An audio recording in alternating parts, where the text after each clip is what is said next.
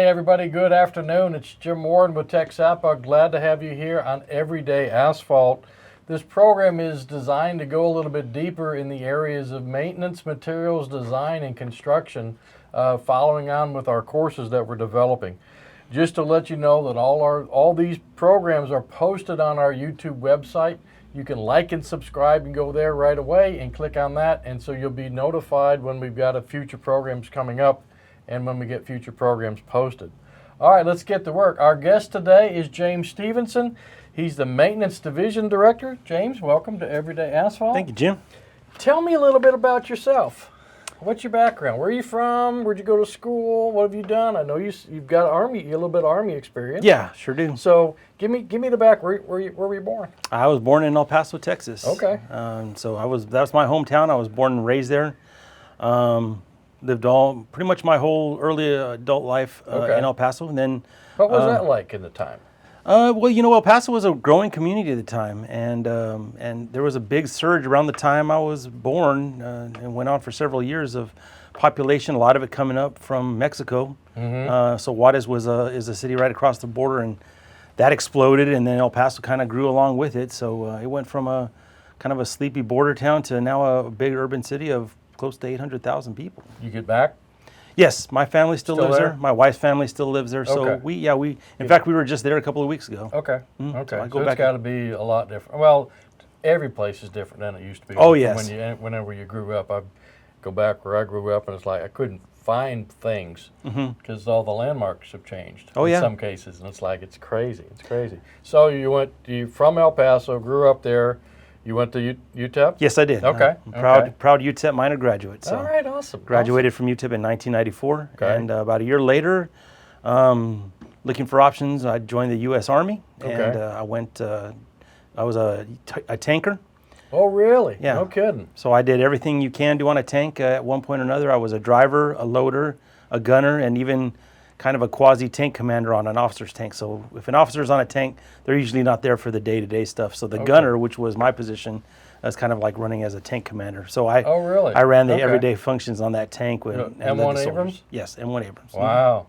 Yeah. Those are, I've seen them. I don't know what they're like on the inside, but that's a big piece of equipment. 70 tons when it's fully loaded. So it tests asphalt, I can tell you that, really. I was just going to say, we had some folks in our class, in the inspector any engineer class last month, and they're from Fort Hood. Yes. And they're part of the civilian part of the group that oversees the maintenance of roads and stuff. And he goes, yeah, we've had some areas where the tanks have run on the roads, and they're not designed for that. No, they're not. I mean, and so they find stuff. The ultimate proof roller. Oh, it is. It is. It'll test your roads for you really well. So how'd you get into TxDOT? So I got out of the Army, and my degree was in engineering. Okay. And civil? Yes, civil engineering. All right. And I had met my wife while I was in the Army, so I came back. She was my fiance at the time.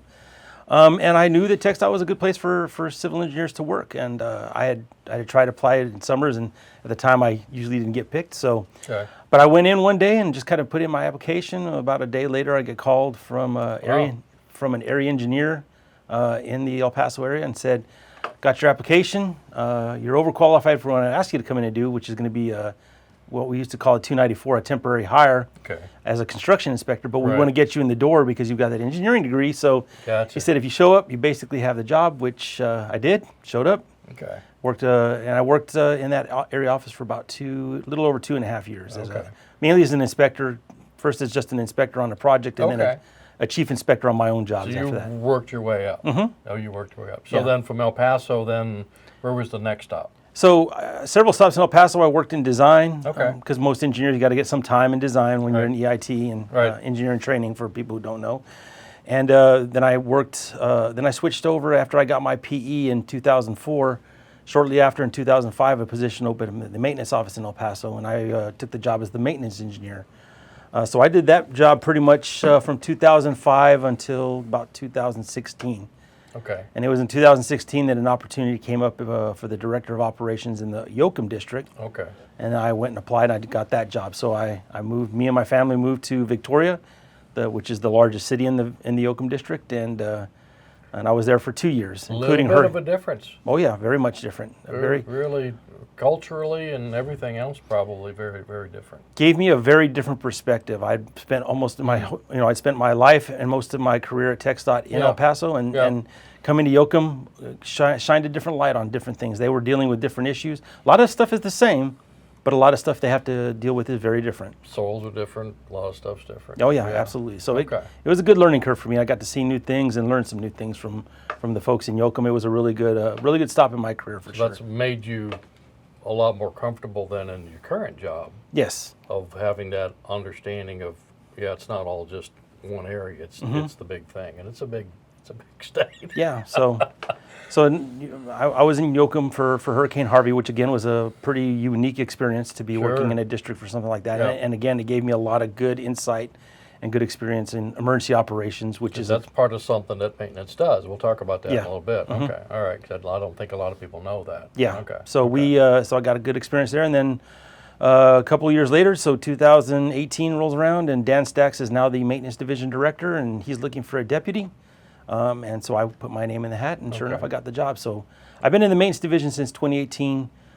2 years as the deputy, and now I'm going on my 3rd year as the maintenance division director. Awesome. Well, congratulations. Thank you. Congratulations. A lot of people don't know how big the maintenance division is and all the areas they cover. And the reason we've got a green screen today and not our typical background is I didn't tell James not to wear green. So when we turn on the green screen, James actually disappears. So we're going to have the slides up here, and you'll be able to see them. But when we look at the website, and I pulled this down from the TxDOT's website, it says the maintenance division oversees preservation, upkeep, inspection, evaluation, and restoration of more than 197,000 miles of roadway and right-of-way. Division coordinates maintenance contracts, rest areas, vegetative management programs, pits and quarries program, and provides support and guidance to districts during natural disasters and emergencies. That's just what you were saying. Yes. So that's a huge area. That's a lot of difference. It's not like I'm just doing, one thing every day. You got your inbox must just be crazy. It is, and we cover a lot, and most of what you're talking about there, the maintenance, the actual day-to-day maintenance activities. The activities are done by the district forces. Right. The job of the maintenance division is to make sure that we're doing the stuff that we're supposed to do in statewide, and also helping to implement policy, adjust policy as needed. We're in the legislative session, so new bills are going to come in. Right. They have to be implemented. If they affect maintenance, we have input. So you're reading the bills, and I read a lot of bills right now, and so trying to make sure there's something in there that's like, oh, that's me. Okay. So, and if anything adjusts the policy or the guidelines that we do in maintenance, we make an adjustment. Okay. Usually trying to make it better or easier, but sometimes we have to implement stuff that will add a little bit of work. But hey, that's part of the job. So. That's kind of our job is to lead. Stuff doesn't stay static. No, it does not. Stuff does not stay static. So, in the getting back into the difference between division and districts, is there areas that you guys fight over? Or is it pretty well defined as to what they're going to cover and what you get? And not fight is not the word, but maybe overlap.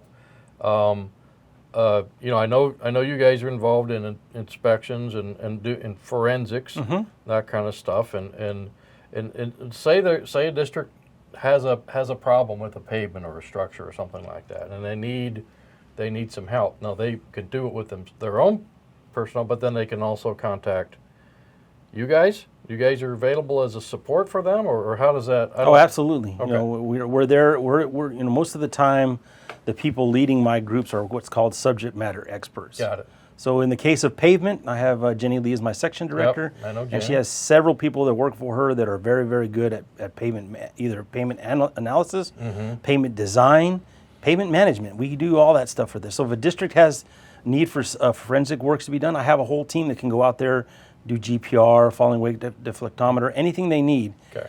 If we can't do it, we'll find somebody that can get it done for them. We can contract it. You've got all the cool toys. Yeah, we've got all the cool toys, and we've got tools in our toolbox like contractors and consultants, and even universities that help us get stuff done. So absolutely. So yeah, we are definitely a support system for the districts. That is, we'll get to that later, but they're kind of our number one customers, so we try to make sure that they get what they need to get the job done. Okay, well that makes sense. And that was kind of a, well, before we jump away from that, I want to talk about just kind of the natural disasters and stuff, because that's your area, right? So if there's a storm coming, Harvey or whoever it's going to be this year, because typically we're going to have something. But I mean, just in the last couple of weeks, all the tornadoes, in the Midwest, have just wreaked havoc in Arkansas and Nashville and all the other areas. And so if something like that would happen in, say, Waco, okay, well, how do you guys coordinate the response? So the first line of defense is always going to be what our districts are going to respond to take care of their roadways and do what they need to do. Okay. If they need additional assistance, the first thing we ask is they let us know what they're doing, because in something like that, we're keeping our administration aware, so that if we get inquiries from either the legislature or our commission or even outside people just asking what we're doing, they're informed so they can answer those questions. The second part of it is I'm making sure the district has all the tools they need to take care of that event. Gotcha. So tornadoes are very localized. A lot of times we don't have to mobilize a lot in there. Because it's just a strike. But a hurricane, we're going to be probably moving hundreds of people and pieces of equipment to the coast. Over multiple districts. Over multiple districts to handle that response. And now not only you've got, roadways, now you've got bridges you've got to look at, you've got debris that's clogging on the bridges, and now you have to do bridge inspections and all that sort of stuff. And then, if there's, I think did Harvey have some washouts on some of the roads? Yes, washouts. And so how would you then coordinate? Does that then coordinate back with the districts for emergency repair? Yes. Kind of deals? We've got a section from here to here that's missing. So a big part of what those crews coming in are going to do is be clearing debris off the roadway. Okay. Hurricanes Cut leave and tons toss of debris, kind of deal. Okay. Getting it out of our bridge channels, getting it off of our roadways, because the first thing you got to do is get those roadways open so additional assistance can come in. Okay. And that's going to be other state agencies, Salvation Army, even all kinds of things come in to help out during a hurricane. HEB, people like that. But they need to be able to get in there, so our first job is to get those roads open and clear. Yeah, I've worked with some agencies that actually do feeding, in the past before I came over here. And it's like, DOT goes in, cuts, and they used to call them cut and toss in the old job. Just cut it on the right of way and get it out of the way to let the traffic get in there, and then we'll figure out the rest of it later on. Right. And then the other utilities come in and sort stuff out. So. And then another thing we're going to be working on is if a pavement has issues, we're going to see if we can do it in-house, which when I was in Yoakum, a lot of the damages we were able to fix them very quickly in-house. Okay. But some bigger ones that need more extensive work, we're reaching out to our contract community. We might do an emergency contract. We might do a change order to an existing contract. If they're already in the area. Right. And we have the right provisions in there for federal reimbursements. That's where we're looking at a lot of times. So we're going to be looking at any tool we can to get those roads, first of all, open, and then secondly, to get them fixed if they were damaged. So he's the man. Yeah, that's right. So you're the guy. I'm constantly having conversations with our partners. Five phones running at the same time. Right, probably. to see what we can do and get it done quickly. Because that's the main thing. Everybody in an emergency, the timeline really shrinks, and you really got to get things done fast. Everybody's aiming at you. That's right. Yeah, I got you. I understand that. So you talked about customers. Who do you consider your main customer? Do you have a main customer? My main customer is the 25 districts of TxDOT. Okay, so that's okay. Okay. I don't even hesitate on that. They are our number one customer. They're number one customer. Right. Okay, awesome. So some people would probably expect that answer to be the traveling public, which they're up there. We have interaction with them. Safety rest areas fall under my purview, so we have people come in and we actually do the maintenance work out of the maintenance division on those. Okay. So if there's issues with those safety rest areas, we are dealing with the traveling public. But usually, day-to-day issues with the traveling public are handled by our districts. So again, if a district needs an answer because they got a question from somebody in the public about a driveway or a roadway issue, and they need input from us to help them figure out how to fix that issue, they come to us. Okay. So I'm not dealing with the person directly in the public most of the time. I'm usually working with the district to find a solution to that issue. Okay. Again, your support. So, which makes sense on the customer side. Okay. Switching gears just a little bit.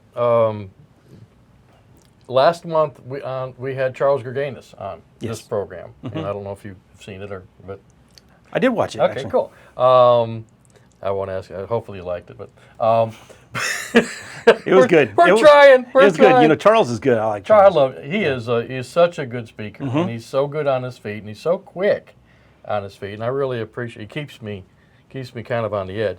But we talked about heavy duty pavements, and you probably don't know that James is now the co-chair of the Heavy Duty Pavements Working Group, which came out of the Asphalt Pavement Quality Initiative Group, which is a joint TxDOT industry group that looks to try to make asphalt better. And that's kind of the whole idea. And so now you were in the last meeting, and we had Fuji there, and he talked about what they're doing with pavement design and where that's going. But now you're the co-chair.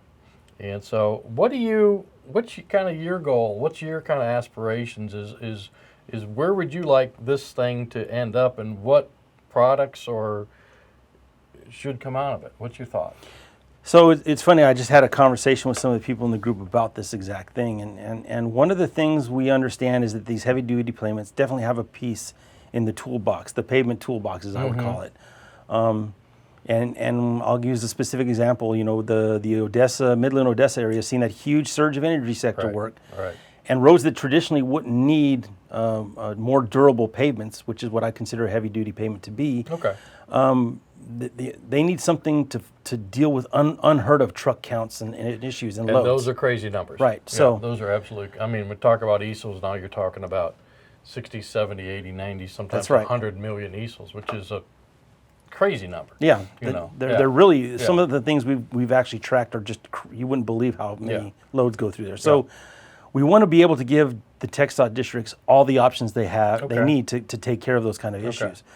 And that's what I want to be able to deliver. So some districts have always, and probably at least one in every district, you've had some kind of heavy duty pavement as some kind or other, but there's never been a really consensus. This is what a heavy duty pavement is. Okay. This is how that design should be done. Okay. This is how it should be constructed. Okay. So we want to kind of make it more uniform, just like we do with other things. We have, you know, Dennis Berryhill, who works for me, has done a great job working with you all and others on the seal coat stuff to make it more uniform and more, you know, everybody's going to have their differences. I like this kind of asphalt. I like this kind of aggregate. But in general, you want to kind of make your seal coats to make a product come out uniformly. You want to have good guidance for that. And I want to do the same thing for heavy duty pavements. Okay. I want to make sure that we have all the tools necessary for the districts to know this is a good roadway candidate for a heavy duty pavement. What do I do next? Okay. How do I evaluate that? How do I prepare the design? How do I get that design out there and get it into a contract properly so a contractor understands this is what we're trying to build? So some of this stuff will be shared with the TXAPA and the partners in AGC and the industry that work with us so that they understand what a heavy duty pavement is and understand why we probably picked it for that roadway, because it's good for everybody to know this is why we need it. And it may be different than what they're normally used to doing. That is absolutely right. But that's our option from an industry standpoint to step up and say, okay, it may not be what I was used to doing, but hey, I got an opportunity to build this kind of pavement system versus another type of pavement system. And again, I think the two keys are giving good tools to design them properly and good tools to make sure they're constructed properly. Yeah, I think the one takeaway I got back from last month and even from the last meeting we had was I think Charles mentioned it about we need to engineer our designs. Instead of just, designing, you can go through the design program and pick out things. But when we really get into the point of when we're getting these kinds of loads, these crazy kind of loads, is we've got to do some engineering of those materials and the interface of the types of materials that we're stacking on top of each other to make sure that they're all going to work in concert with each other and give everybody the performance out of these pavements that I believe they can make it. But we've got to make sure we do it right all the way from the bottom up. And that's exactly what I want to do. Give the people tools that they can do that and do it correctly so that we're not coming back and trying to fix something later with maintenance. We'd rather get it built and then it's out there for a long time and it's taking care of the issue that caused it to be chosen in the first place. Good deal. We've talked about this. We teach this inspector training education program and an engineer education program. And when we first started teaching the inspector program, this was back in around 21 during the middle of COVID. Everything's through the studio here because at the time we couldn't do face-to-face stuff. And we were asking a class one time, and I said, what's your definition of success on a pavement? These are inspectors. And one inspector said, he goes, my definition of success is maintenance does not come out on my new pavement. That's a good definition. I was like, that's a pretty darn good definition, and maintenance shouldn't be out for quite a while. So if we've done everything right, you know, if we've got a good design, we've got proper materials, we build it properly, we shouldn't have to worry about you guys for a while. That's the goal. That's the goal. Okay, good deal. I'm trying to work through some questions here. Preserving the assets. Okay. Right. And now, I mean, there'll be a thing up here on the board, a link there, that TxDOT's redone their website, as everybody knows, and one of the things they've gone to is a lot of these dashboard type graphical solutions. And one of the graphical solutions, which should be up here,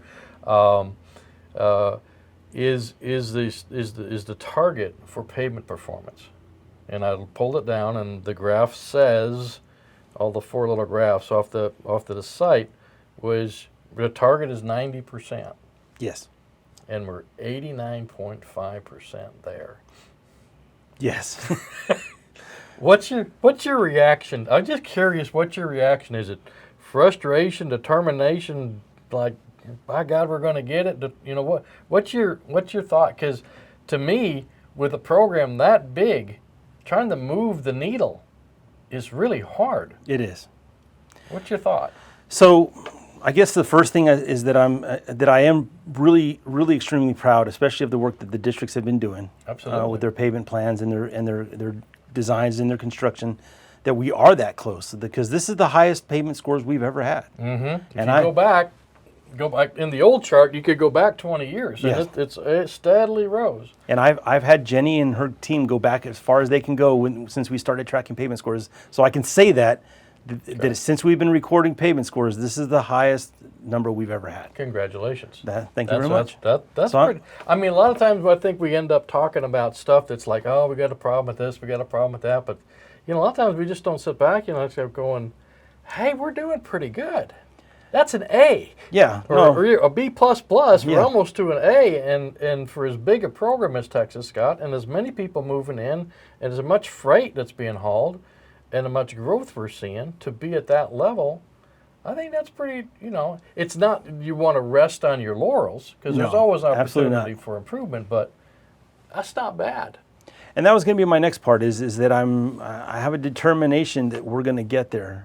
I'm hoping I'm still the maintenance division director when that happens. But you're right, it's that last little piece, and anybody who's ever worked on something, it's always the end part that seems to be the hardest. I mean, you might be assembling a piece of furniture, and it seems that last step always seems to be one of the hardest things you got to do. I look at it that way. We're at the very, very end of this thing. We've done the grunt work to get it to where we are today. And we're now just pushing that plan, little bit of adjustments, little bit of changes. It's little things like, it's good to focus on your poor pavements that you're having issues with, but you got to maintain the ones that are already good. Right. Because if you let them slide down, then it brings the overall score down. Exactly. That's kind of an old classic debate. Is it worst first? You know, or if you do that, well, then your good ones get, and the further you get down the curve, the more it costs you to get it back up.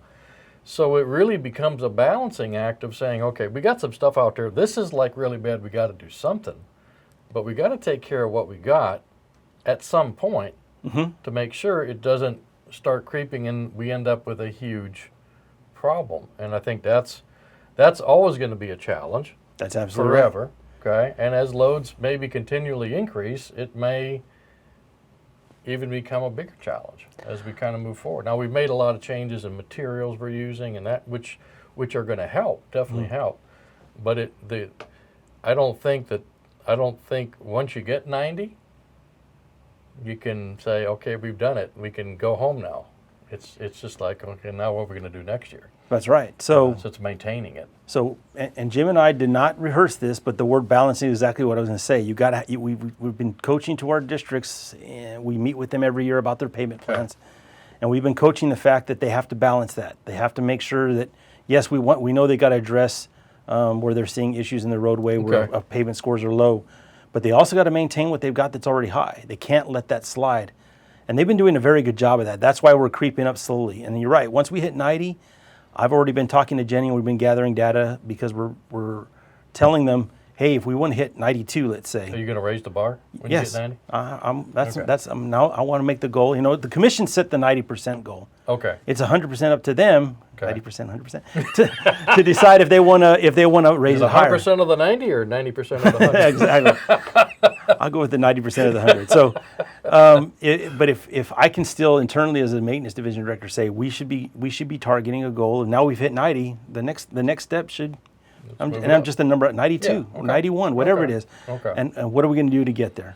Because you're right. If we just sit back and say, hey, we got 90, we're done, we're going to see it start to go down. Drop. So, It's going to drop. I've seen that where, again, my former job where they got to they hit their targets and they were exceeding their targets. And so what they ended up doing is they started taking some money out.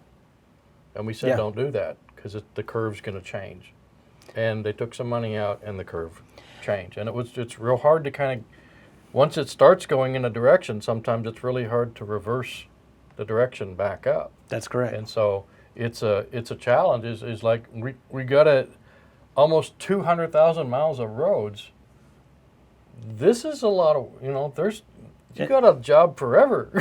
and we actually saw what you're describing when that big first energy sector hit in the late the teens of the 2000s. Yeah. We saw that dip happen, and that wasn't something that we did or mismanaged. It was just a sudden surge all over the state of these energy things coming in with these heavy loads. Yeah. So they caused our scores to drop, and it took us more than a couple years to rebound and get back. So something like that could happen again. That I think would be something we have to anticipate, and we've done a better job. We've worked closely with the energy industry to say, hey, when you're coming in, let us know. Let us know. So we can get roads ready for that, So we have had very good communication to try to prevent something like that, an event like that. But something else could come up. But I think right now we're on a very good trend, and the competition for those high pavement scores drives the district. They want to catch that next level. If they're not number one and they're the number 2 district, they want to be number 1. And nobody wants to be 25. That's right. So everybody's working to try to beat one another, and I think that internal competition will also help keep the ball rolling and keep our scores going up. That makes a lot of sense on the talking to the energy sector because and even in the pavement design, there's a design check for that single heavy vehicle load. Yes.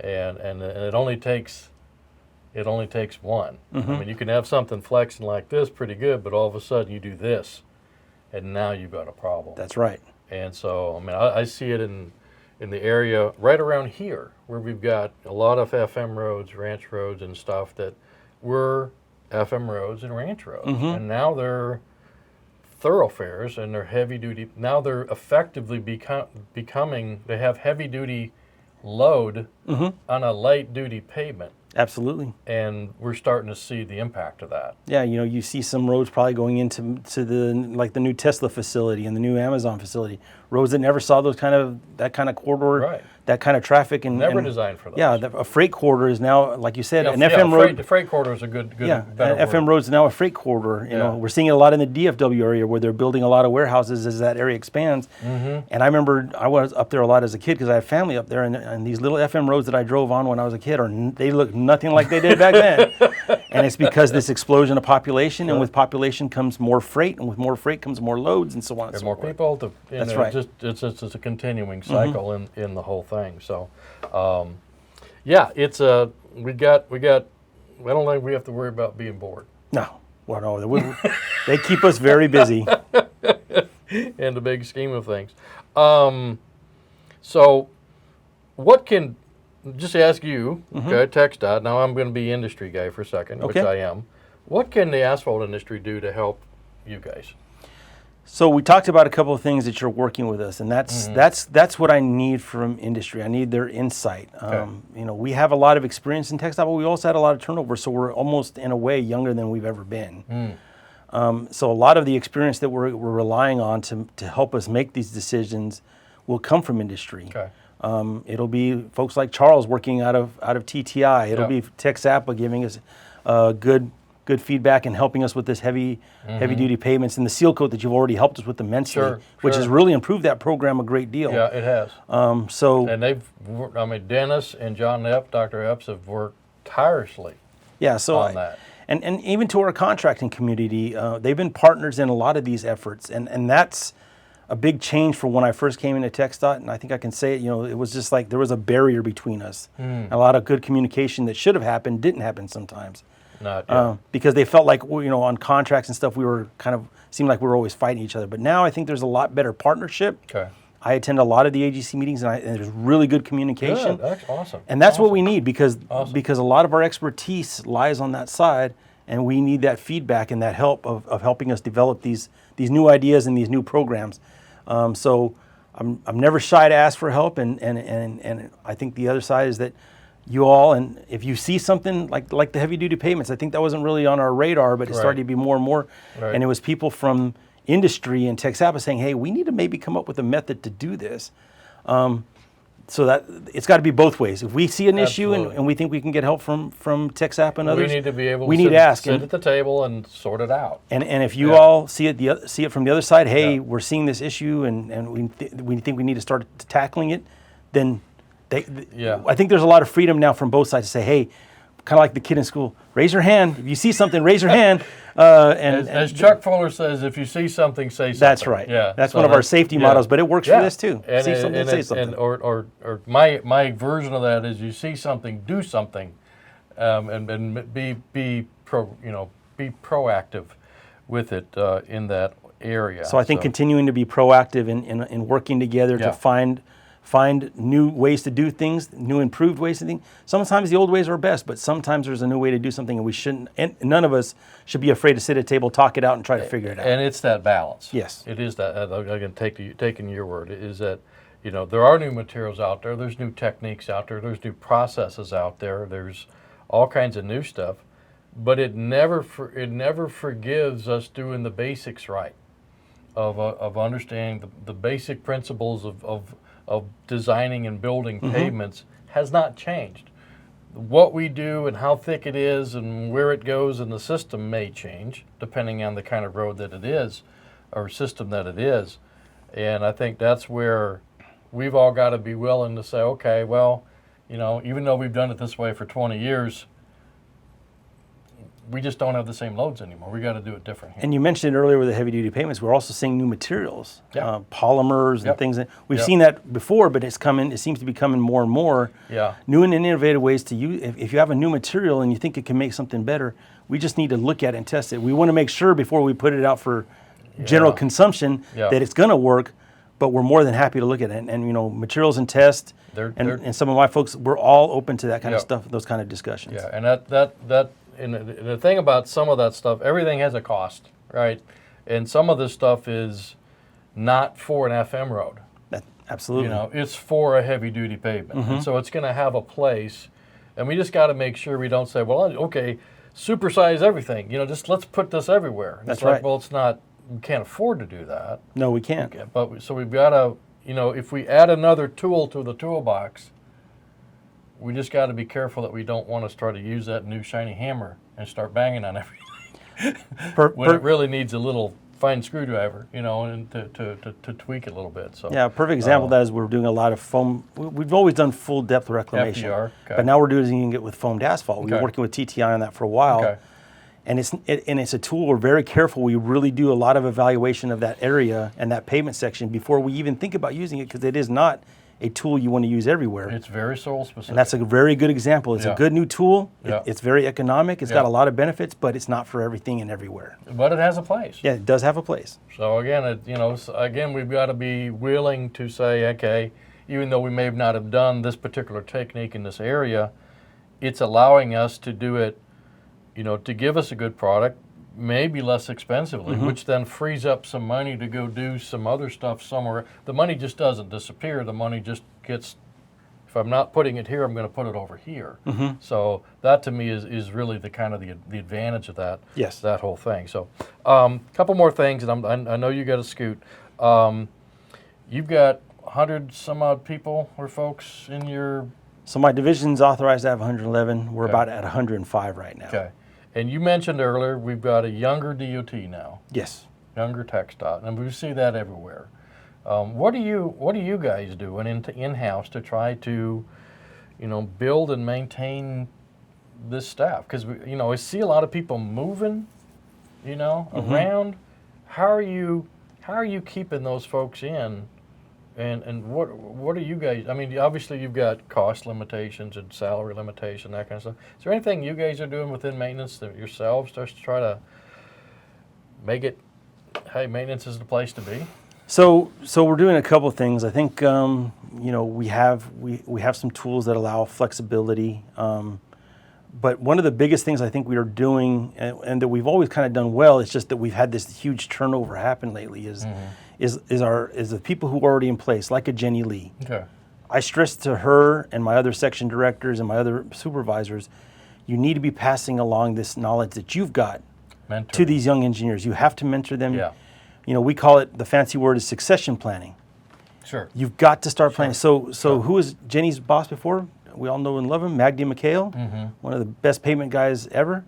He's the one that trained Jenny. He's the one that got her ready to be a section director. And when he left, we didn't lose a lot because she came in with a lot of the knowledge he already had and a lot of understanding of how her group works. But part of her job description is not only do her job, but also then to train the next generation, basically. Yes. Okay. So, all right. That makes a lot of sense. And I try to pass on to future leaders, somebody who I think could be sitting in my chair someday. Michael Lee did that for me a lot. Me and him had a lot of conversations when he was the maintenance division director. And when Dan was my boss, I would sit in his office to find out what he was working on, what he was doing. So I had a good understanding of what that job entailed, because they both did a very good job of passing information to me, the things I have to know, the kinds of things you have to do when you sit in that chair. That's important. I think the other part of it is, to make us stay strong and diverse is to give people opportunities to lead. Okay. So once you start training these people, you need to put them in leadership roles. So I've had some of my section directors that normally they wouldn't have. They've presented to the commissioners or in the commission. Oh, okay. So I'm giving them an opportunity. There you go. Yeah. Put the. I don't want to do it. You're going to do it. But you'll be better as a result of it. That's the same opportunity I was given. I was given a chance to give presentations in front of the entire maintenance conference. We're talking over 1,000 people. Yeah. And there I am, some young engineer giving a presentation on something. But it gets you ready for that leadership role. Yeah, you're going to be coached up. Yes, absolutely. To go do that. So that's that's awesome. That's one of the things we're doing to make sure. We all need to do that. We all need to do that. And the other part of it is that we're doing a better job of what I call memorializing our knowledge. We're putting it in operating procedures. We're putting it in checklists. Okay. We're writing it down, basically. I've got to keep it in my head so it makes me valuable, so you can't get rid of me, but now it's more valuable to get it. Yeah, I get it down on paper. My dad was a history teacher, so I'll put it in the terms of history. Okay. So when we first started, when humans were a young civilization, everything was oral. You passed everything on oral, but things were lost. Right. Why we're better at keeping track of what we used to do or what used to happen is we write things down. And TxDOT was kind of the same way. We used to pass things on in sit-downs in the office, drinking a cup of coffee, talking about what we do. Yeah. Now things are turning over too fast, so we've found it's more important to write these things down. Okay, this is what you need to do when this situation comes up. That makes sense. Because we've gone back and we've looked at specifications and why is that spec in there? Yeah. People go, I don't know. I don't know. Yeah. Why? There's a reason somebody put that in there at some point. And it probably was a particular job or something like that had a malfunction. It's like, well, we need to write a spec for that, or change the material thicknesses or whatever it is in order to do that. But you're right, if you don't have that, you don't know history. That's right. Guess what? You're doomed to repeat it, right? And it really helps with all these electronic data storages that we have that you can, in search features, you can find things. So when Dan left, I got all of his files and everything. And you can just and I have keyword search. Yeah, and I have extensive files. Most of my folks do. Yeah, we do a search and we see if we can find it. We've never seen that before. We're going to create a document string to say what we did for that situation. So somebody coming in. Next time it comes up. You do a search. Hey, why did we do driveways this way? This is why. Gotcha. So you're right. That should speed up the education process moving forward. We're hoping so, definitely. Yeah. Okay, that makes sense. Okay. 2 last questions. What keeps you up at night? Well, we talked about disasters. Right. I ain't gonna lie. I think disasters are something that I always worry about. Sure. And it's becoming less and less. We used to have big gaps. There'd be hurricane season, which is something that's always going to be a big effect. Winter weather is one that covers a lot of portions of the state, and more so even the last few years. Yeah. But But it seems like more and more lately that there's no breaking. You know, like you said, normally this would be a quiet time of the year, but we've had tornadoes. Okay. We've had some. You have a chance to recover. We've had some wildfires, right? and Yeah. things like Yeah, that. yeah, yeah. So Yep. there's always seems to be something, and I just, you know, you never know when it's going to happen. But it's going to be something. Right, and I'll be like, oh man, what if I'm away on vacation, or what if I'm trying to do something to enjoy my weekend and something pops up? So that will keep me up at night worrying about that. Okay. The other thing is to make sure that I am doing all the things. Like you said, I have a lot of ground to cover. Yeah, you sure do. I'm committed to a lot of meetings, like coming here today. We appreciate that. No, and Yeah. I appreciate the chance to speak to y'all. But the thing is that making sure I keep straight the important things I got to check off. If I need to get something to our Gotcha. commissioners, something to deal with our legislature, something that my leadership is asking for, And not drop the ball Right. on any one of those hiring particular folks, things like it's just a million things. So I'm what keeps me up like, did I remember to do that? Did I? Oh man, I got to do that tomorrow. So that, You wake up out of a cold sweat. and I think everybody can Oh, yeah, I've done that. feel Like- the same way, that something will wake you up in the middle of the night for some reason, and then you start, your thought train starts going crazy, And then you can't get back and to you can't sleep. get back to sleep. So I've been there too many times. and it's usually my to-do list that keeps me up at night. So yeah, the never it ending. never ends. It always grows. It hardly ever gets smaller, but it always Get to gets check bigger. a couple things. I was doing that yesterday, taking a couple things off the checklist, but then I didn't realize it goes down for. It goes way down there. So Yeah. anyway, every once in a while you got to go down to the bottom, and go, oh yeah, I was supposed to do that. Kind of slide it back up. Yeah, again. absolutely. Last question. I'm gonna make you king for the day. Here you are, there now pronounced. Okay. You get to make any change in TxDOT's system you want. What would you change? I think I thought about this a little bit, and it's something I don't think will be controversial. It just I always like a little bit more flexibility with the funding. Okay. TxDOT, and there's reasons why we have it, and, Yeah. and just like we talked about, maybe we don't always remember why, but there's usually probably a good reason why. This pot of money's here, this Right. pot of money's here, Right. and it would be just nice to be able to move stuff around a little bit more freely. And guess what? I'm actually kind of getting my wish, because our new leadership, along with our financial division folks and stuff, they're actually looking at ways. So Oh, okay. if anybody ever watches a commission meeting, we've had this authorization to increase a contract, because when the estimate was generated in the UTP, it was this number. And now with inflation and everything, when it actually gets bid on, it's this number. Yeah. So poor Dwayne Milligan, our construction division director, has to go in front, and he has to ask for authorization from the commission to increase basically that amount of money to cover that job. Okay. But that flexibility wasn't there before. Oh, okay. So it's there now, and so that So then the jobs were overrunning. Right. And now I can't. What am I not going to let it because of the? or it the could cost affect other increase? jobs being lit. So this Sure. flexibility has allowed us Okay. to get those contracts out there and awarded, which I think is a great thing. So I'm already seeing some of the flexibility in our finances that I'd like to see, and I think that's only going to help us get our job done quicker and faster. Good deal. Thank you for coming in today. Thank you, Appreciate Jim. it. Appreciate you having me. Thank you for joining us today at TXAPA, or at Everyday Asphalt. Still get hung up on the old language. Remember, we meet third Thursday of every month. You can go to texasasphalt.org and sign up for that if you're new and are seeing this for the first time. Remember to check us on the YouTube website. You can like and subscribe there, and all these programs, along with pretty much everything else that we do that's video based, is up there as well. So again, thanks for coming today, and appreciate it, and be safe out there. Take care, everybody. Thanks, everybody.